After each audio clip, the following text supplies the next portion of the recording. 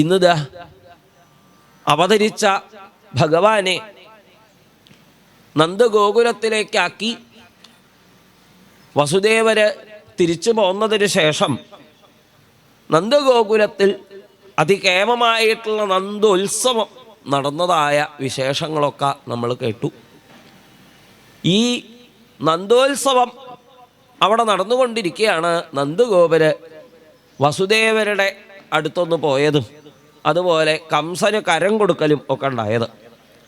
അപ്പം ആ വസുദേവരുടെ അടുത്ത് ചെന്നപ്പോൾ അദ്ദേഹം പറഞ്ഞു, സന്യുത്പാദാശ്ച ഗോകുലേ. ഈ കംസൻ പല ദുഷ്ടന്മാരുമായിട്ട് സഖ്യം ചെയ്ത പല തോന്നിവാസങ്ങളും കാണിക്കാൻ പുറപ്പെടുന്നുണ്ട്. ഗോകുലം ഇവിടുന്ന് ഒട്ടും അകലെയല്ല കേട്ടോ. അയാൾ പല വികൃതികളും കാണിച്ചു എന്ന് വരാം. ശ്രദ്ധിക്കണം, കുട്ടികൾ അവിടെ ഉള്ളതാണ്. പ്രത്യേകിച്ചും വസുദേവരെ കാണാനൊരു കാരണം ഉണ്ടായത് രോഹിണി പ്രസവിച്ച വർത്തമാനം ഒക്കെ എന്നറിയിക്കണം. തനിക്കൊരു ഉണ്ണി ഉണ്ടായിട്ടുണ്ട് എന്ന സന്തോഷം ഒന്ന് അറിയിക്കണം. ഇതിനൊക്കെ വേണ്ടിയിട്ടാണ് പോയത്. പക്ഷെ അവിടെ ചെന്നപ്പോൾ വസുദേവർ താക്കീത് ചെയ്തു, വേഗം പൊക്കോളൂ കേട്ടോ, പല അപകടങ്ങളും വന്നേക്കാം. ഇത് കേട്ടതോടുകൂടി സസംഭ്രമം ഓടിയവിടുന്ന് വസുദേവര് അനോഭി അനടുദ്യുക്തൈ തമനുജ്ഞാപ്യ ഗോകുലം. പരിഭ്രമിച്ച ഗോകുലത്തിലേക്ക് തിരിച്ചെത്തിയപ്പോഴേക്കും അവിടെ വലിയൊരു ആപത്ത് വരലും പൂവലും ഒക്കെ കഴിഞ്ഞായിരുന്നു. നന്ദഗോപുരം ചെന്ന് നോക്കിയപ്പോൾ ഗോപനാരിമാര് തൻ്റെ ഉണ്ണിയെ മാറോട് ചേർത്ത് എന്തൊക്കെയോ തമാശകൾ പറഞ്ഞും കളിച്ചും ചിരിച്ചും ഇരിക്കുകയാണ്. ഇതെന്താ ഇവിടെ നടന്നത് എന്ന് അവരോട് ചോദിച്ചപ്പോൾ അവര് ആ കയ്യങ്ങനെ നീട്ടി അങ്ങോട്ട് കാണിച്ചു കൊടുത്തു. അവിടെ ഒരു പടുകൂറ്റൻ ശരീരം, തലേ ദിവസം വരെ കാണാത്തതായിട്ടുള്ള ആകാശത്ത് നിന്ന് പൊട്ടിച്ചാടിയ ഒരു പുതിയ മലയാണോ എന്ന് തോന്നുന്നത് പോലെ അതിഭീമമായിരിക്കുന്ന ഒരു ശരീരം. ഈ ശരീരം കണ്ടപാടെ നന്ദഗോപര് ബോധം കിട്ടില്ലാതേ ഉള്ളൂ.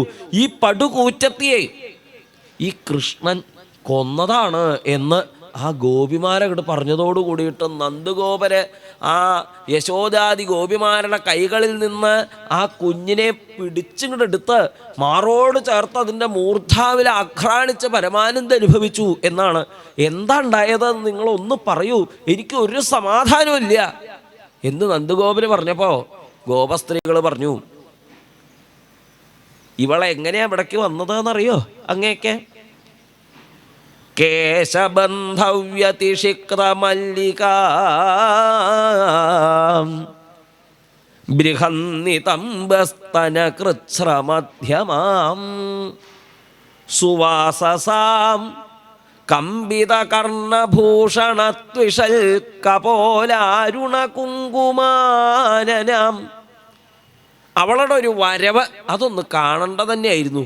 കൃശമായ ഉദരം, വിസ്തൃതമായ മാറിടം, വിസ്തൃതമായ നിതംബ പ്രദേശം, നല്ല മനോഹരമായ പട്ടുവസ്ത്രമൊക്കെ ചുറ്റി, കുങ്കുമച്ചാറ് ചാർത്തി, തലമുടിക്കെട്ടിലെ മുല്ലപ്പൂക്കളൊക്കെ ചാർത്തി, അവളിങ്ങനെ പുഞ്ചിരിച്ച് ആ കയ്യും വീശി മാറിലണിഞ്ഞിരിക്കുന്ന മാലകളും ഇങ്ങനെ ആട്ടിയും കൊണ്ട് ഇവിടേക്ക് വന്നൊരു വരവ്. അവളെ കണ്ടു കഴിഞ്ഞാൽ ലക്ഷ്മി ഭഗവതി ഭഗവാനെ കാണാൻ വൈകുണ്ഠത്തിലേക്ക് പോണത് പോലെയാണ്. എന്തായിരുന്നു അവളുടെ നാട്യം! പക്ഷേ അവളുടെ ഈ പുറത്തേക്കുള്ള കാഴ്ചയ്ക്ക് ഭംഗി ഉണ്ടായിരുന്നുള്ളൂ എന്ന് ഞങ്ങൾക്ക് പിന്നെ മനസ്സിലായത്. നല്ല ചിത്രപ്പണികളുള്ള ഉറയിൽ ഇട്ടുവെച്ച ഒരു കത്തി പോലെയായിരുന്നു അവളുടെ സ്വഭാവം. പുറം നല്ല ഭംഗി, ഉള്ളിലോ കൂർത്തുമൂർത്ത കത്തിയും. എന്നിട്ടെന്താ, നല്ലൊരവസരം നോക്കിയിട്ട് അവള് നമ്മുടെ കുഞ്ഞിന് പാല് കൊടുക്കാൻ പുറപ്പെട്ടു. അപ്പോഴോ ഇവനുണ്ടോ വിടണു. അവളുടെ മാറില് അവള് പുരട്ടി വെച്ചായിരുന്നത് എന്തോ കടുത്ത വിഷാണ് നന്ദഗോപരെ. ഈശ്വര, എന്നിട്ട് എന്തേ ഉണ്ടായേ? അപ്പൊ ഈ കൃഷ്ണൻ എന്നിട്ട് വിഷം കഴിച്ചിട്ട് എന്തെങ്കിലും പറ്റിയോ എന്നാണ് നന്ദഗോപരുടെ പരിഭ്രമം. ഈ ഉണ്ണിക്കൊന്നും പറ്റിയില്ല എന്ന് മാത്രമല്ല, അവൾക്കാണ് അപ്പൊ ഒന്നും പറ്റാണ്ടായത്. അവള് മതി മതി വിട വിട വിട എന്ന് പറയാൻ തുടങ്ങി.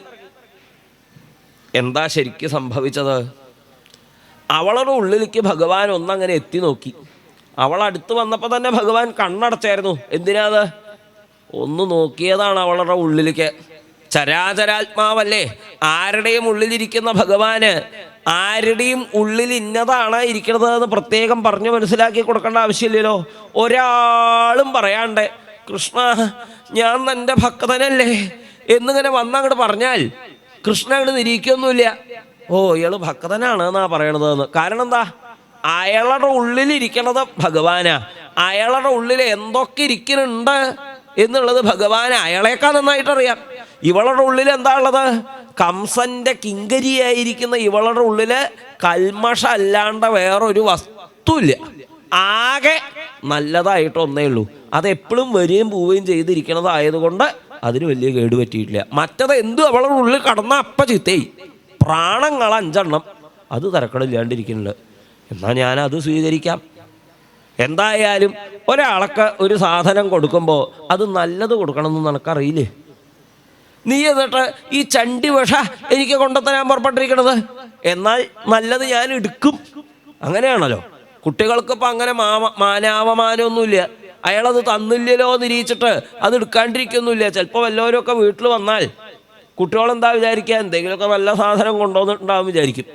അപ്പോഴാണ് ഈ വന്ന ആൾക്കാർ വല്ല 50 പൈസ മിഠായിയൊക്കെ കൊണ്ടുവന്നിട്ടുണ്ടാവും. അപ്പോൾ തന്നെ കുട്ടികൾക്ക് എന്തോ കാര്യമായിട്ട് കൊണ്ടുവരും നിരീച്ചതാ, എന്നിട്ട് ഇപ്പോൾ ഇതും കൊണ്ടാണ് വന്നേക്കണത് എന്ന് തോന്നിയാൽ അവരെന്ത് ചെയ്യും? അവർ പിന്നെ പോയി ആ ബാഗൊക്കെ തപ്പി നോക്കും, എന്താ അതിൻ്റെ ഉള്ളിലുള്ളതെന്ന്. എനിക്ക് വേണ്ടിയിട്ട് എന്തെങ്കിലും നല്ലത് കൊണ്ടുവരാണ്ടിരിക്കില്ല. കാരണം സ്നേഹമുള്ള ആളാണെന്ന് എനിക്കറിയാം. സ്നേഹമുള്ളത് കൊണ്ടല്ലേ എൻ്റെ അടുത്തേക്ക് വന്നത്. അല്ലാണ്ട് കുട്ടികൾ ചോദിക്കാൻ നിൽക്കുമോ ഞാൻ അതിലൊന്ന് നോക്കട്ടെ എന്ന് ചോദിക്കൊന്നുമില്ല, അങ്ങോട്ട് തപ്പും. അതുപോലെ ഭഗവാൻ തപ്പി നോക്കിയപ്പോഴാണ് ഇവളുടെ ഉള്ളിൽ പ്രാണങ്ങൾ വലിയ തെറ്റില്ലാത്തൊരു സാധനം, എന്നാൽ അത് എടുത്തളയാം എന്ന് കണക്കാക്കി പ്രാണൈ സമം രോഷസമന്വിതോ പിബൽ, പ്രാണങ്ങളോടുകൂടി അങ്ങോട്ട് പാനം ചെയ്യാൻ തുടങ്ങിയല്ലോ. അതോട് കൂടിയിട്ടാണ് അവൾ ഉറക്കെ മുഞ്ചാലമിതി പ്രഭാഷിണി നിഷ്പീഡ്യമാനാഖില ജീവമർമ്മണി, അവളുടെ എല്ലാ ജീവമർമ്മങ്ങളും പീഡിപ്പിക്കപ്പെട്ടു. എന്തൊരു വേദനയാണ്! അവൾക്ക് അസഹ്യമായ വേദന കാരണം, സഹിക്കവയ്യാത്ത വേദന കാരണം അവൾ ഉറക്കം ഇങ്ങോട്ട് കരയാൻ തുടങ്ങി. മതി മതി, വിട് വിട് എന്ന് പറഞ്ഞു. ഈ ശബ്ദം കേട്ടിട്ടാണ് ഗോപസ്ത്രീകളൊക്കെ അവിടെ ചെന്ന് നോക്കിയതേ. എന്താ അവിടെ അത്ര വിട് വിട് പറയാനുള്ളത്? അവളെ വല്ലതും കടിച്ചോ എന്ന് വിചാരിച്ചിട്ടാണ് ഇവർ ചെന്ന് നോക്കിയത്. വല്ലതൊന്നല്ല കടിച്ചേക്കണത്, കടിച്ചാൽ കടി വിടാത്തൊരു സാധനമാണ് കടിച്ചേക്കണത്. ഇതൊന്ന് കടിച്ച് കിട്ടാൻ വേണ്ടിയിട്ടാ പലരും യുഗങ്ങളോളം തപസ് ചെയ്യണത്. എന്നിട്ട് അവരെയൊന്നും കടിക്കണില്ല ഈ സാധനം. പക്ഷെ ഇതൊന്ന് കടിച്ച് കിട്ടിയാൽ പിന്നെ വിടില്ല എന്നർത്ഥം. പക്ഷെ അത് അവൾക്കറിയില്ല. അവൾ എന്നിട്ട് പറയാ വിട് വിട് എന്ന്. നിനക്കറിയാഞ്ഞിട്ടാ എൻ്റെ കഠിന മാഹാത്മ്യം. ഞാനൊന്ന് പിടിച്ചു കിട്ടാൻ വേണ്ടിയിട്ട് എത്രയോ ആൾക്കാർ നിരന്തരം തപസ് ചെയ്തുകൊണ്ടിരിക്കണു. അതുകൊണ്ടേ നിനക്ക് നല്ലത് വരട്ടെ എന്ന് നിരീച്ചിട്ടാണ് ഞാൻ പിടിവിടാത്തത്. നീ വിട വിട എന്ന് പറയൊന്നും വേണ്ട എന്ന് പറഞ്ഞ് ഭഗവാൻ അവളുടെ പ്രാണങ്ങളെ സ്വീകരിച്ചതോടുകൂടിയിട്ട് അവളുടെ യഥാർത്ഥമായിരിക്കുന്ന രൂപത്തിലേക്ക് പിൻവാങ്ങി ആ പടുകൂറ്റൻ ശരീരം അവിടെ കറങ്ങി കറങ്ങി കറങ്ങി കറങ്ങി കുറെ ഓടി കുറെ ചാടി അവസാനം അവളെ പഥേന്ന് ആ ഗോകുലത്തിൻ്റെ ഒരു മുക്കൽ ചെന്നങ്ങോട്ട് വീണു. അങ്ങനെ കിടക്കണതാണ് നന്ദഗോപരെ ഈ സാധനം. ശിവ ശിവ, ഇത്ര വലിയൊരു സാധനത്തിനെ ഈ പിഞ്ചു കുഞ്ഞ് കഥ കഴിച്ചു എന്നോ? അത്ഭുതം തന്നെ അല്ല? കഥ കഴിച്ചുവോ നിശ്ചല്ല. എന്തായാലും നമ്മുടെ കുഞ്ഞിനൊന്നും പറ്റിയിട്ടില്ലല്ലോ. ഏയ് ഇനി ഒന്നും പറ്റില്ല. അതിന് വേണ്ട ചികിത്സയൊക്കെ ഞങ്ങൾ ചെയ്തിട്ടുണ്ട്. എന്ത് ചികിത്സയാണ് ചെയ്തത്? ആദ്യം അത് പാല് കുടിച്ചില്ല. അപ്പം തന്നെ ഞങ്ങൾക്ക് മനസ്സിലായി നന്ദഗോപരക്ക് അതൊന്നും അറിയണ്ടാവില്ല. സാധാരണയായിട്ട് ഞങ്ങൾ അമ്മമാരൊക്കെ പറയുക എങ്ങനെയാ വെച്ചാൽ ഈ കുട്ടികൾ പാല് കുടിക്കണില്ലെങ്കിൽ എന്തോ അസ്കിത ഉണ്ടെന്നാണ് പറയുക. അപ്പം ആദ്യം അത് പാല് കുടിച്ചില്ല, അപ്പം പാലൊക്കെ കുടിക്കുന്നുണ്ട്. എന്താ കാരണം എന്ന് വെച്ചിട്ടുണ്ടോ? നിങ്ങളുടെ കയ്യിലില്ലാത്ത ചില വിദ്യ ഞങ്ങളുടെ കയ്യിലുണ്ട്.